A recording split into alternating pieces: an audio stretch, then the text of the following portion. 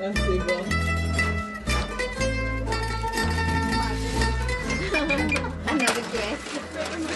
Ils se trouvent à des dizaines de milliers de kilomètres de leur terre natale.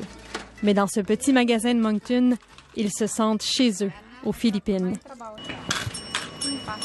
Je m'appelle Sarah. Je vis et travaille à Saint-Jean. Aujourd'hui, exceptionnellement, je suis à Moncton et je peux venir au marché philippin acheter des produits que je ne trouve pas à Saint-Jean. Je suis très heureuse qu'ils soient ici puisque je peux retrouver des saveurs de mon pays.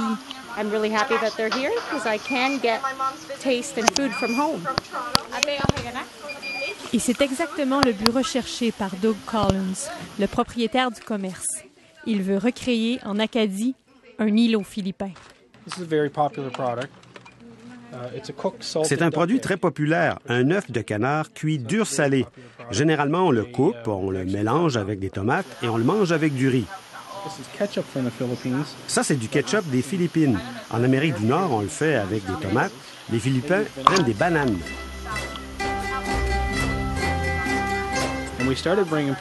Nous avons commencé à vendre des produits chez moi. La demande a rapidement augmenté et ma maison débordait. J'ai dû ajouter des congélateurs et mettre ma table de cuisine de côté. Mes enfants me demandaient ce que j'étais en train de faire. Nous avons décidé de sortir tout ça de la maison et d'ouvrir un magasin. C'est comme ça qu'on a abouti ici. On cherche constamment de nouveaux produits, de nouveaux fournisseurs aux Philippines. Nous avons environ 500 items ici, tous importés directement des Philippines. Avec la forte immigration philippine en Atlantique, la demande se fait de plus en plus forte pour ces produits. C'est parce que la nourriture semble un remède efficace pour contrer le mal du pays. J'utilise toujours le même exemple, les croustilles au ketchup. On les retrouve seulement au Canada. Si ce sont vos croustilles préférées, votre aliment réconfortant et que vous trouviez une épicerie qui en vend, vous conduiriez 1 heure pour les acheter. Nous avons une clientèle qui vient de partout au Nouveau-Brunswick, de la Nouvelle-Écosse, d'aussi loin que New Glasgow ou du Cap-Breton. Ils font un voyage d'1 journée à Moncton pour aller au magasin, visiter la communauté philippine de Moncton et faire le tour de la région.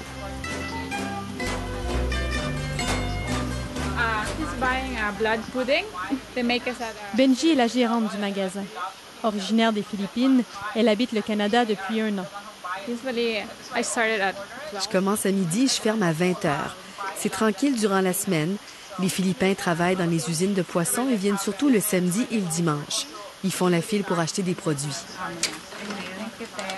Outre l'achat d'aliments, le commerce offre aussi un service de transfert d'argent à prix abordable qui est très utilisé par les ouvriers philippins qui vivent dans la région. Ces clients envoient de l'argent à leur famille aux Philippines. Ils peuvent faire ça dans le magasin. J'adore rester ici toute la journée. Je peux rencontrer des gens de ma communauté et parler ma langue maternelle. Cette épicerie philippine semble n'être qu'un début pour cette communauté d'Asie du Sud-Est en pleine croissance.